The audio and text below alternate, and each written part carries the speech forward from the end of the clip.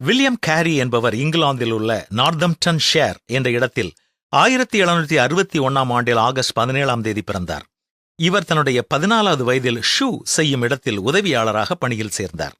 அவரோடு கடையில் வேலை செய்த ஒருவரோடு நீண்ட நேரம் பேசி இறுதியாக 18வது வயதில் இயேசு கிறிஸ்துவை தன்னுடைய சொந்த இரட்சகராக ஏற்றுக்கொண்டார்.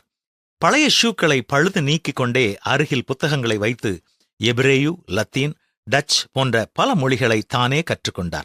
தனது 20வது வயதில் டாரதி என்ற பெண்ணை திருமணம் செய்தார். ஆரம்ப நாட்களில் மிக ஏழ்மையில் கஷ்டப்பட்டார். 1793 தன்னுடைய மனைவியோடும் 4 பிள்ளைகளோடும் இந்திய மக்களுக்கு நற்செய்தியை சொல்ல வேண்டும் என்ற மனபாரத்தோடு கப்பலில் புறப்பட்டார். ஆரம்ப நாட்களில் அவர் இந்தியாவில் வாழ்ந்த வீட்டில் கொசுக்களின் தொந்தரவும், பாம்பு, முதலை, புலி வரக்கூடிய சூழ்நிலையிலும் வாழ்ந்து வந்தார்.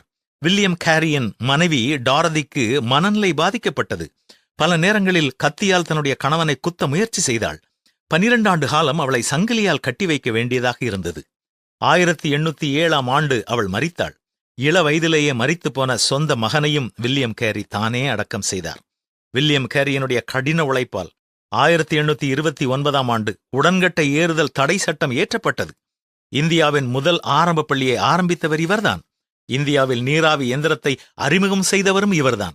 ஹிந்தி, வங்காளம், ஒரியா, அஸ்ஸாமி, சான்ஸ்கிரிட் போன்ற மொழிகளில் வேதத்தை மொழிபெயர்த்தார். மொத்தத்தில் 40 வித்தியாசமான மொழிகளில் வேதத்தின் பகுதிகளை மொழிபெயர்ப்பு செய்தார். இவருடைய அச்சுக்கூடம் தீப்பற்றி எரிந்து மொழிபெயர்ப்பு செய்த பல பகுதிகள் எரிந்து போனாலும் மீண்டும் விடாமுயற்சியோடு செயல்பட்டு தன்னுடைய பணியை தொடர்ந்தார்.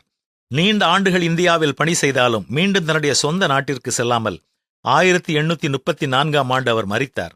கடவுளுக்காக பெரிய காரியங்களை செய், கடவுளிடம் பெரிய காரியங்களை எதிர்பார் என்பதுதான் இவருடைய கொள்கை.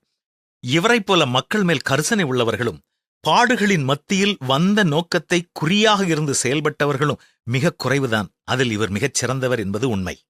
நமது வாழ்க்கையிலும் என்ன பணி செய்து கொண்டிருந்தாலும் பாடுகள், துன்பங்களைக் கண்டு துவண்டு விடாமல் முன் செல்ல வேண்டுமென்றால் மன உறுதியும் கடவுள் என்னோடு இருக்கிறார் என்ற முழு நிச்சயமும் நமக்கு தேவை. நீங்கள் உலகமெங்கும் போய் நற்செய்தியை கூறுங்கள் என்று இயேசுவின் கட்டளைக்கு நம்முடைய பதில் என்ன? சிந்தித்துப் பார்ப்போமா?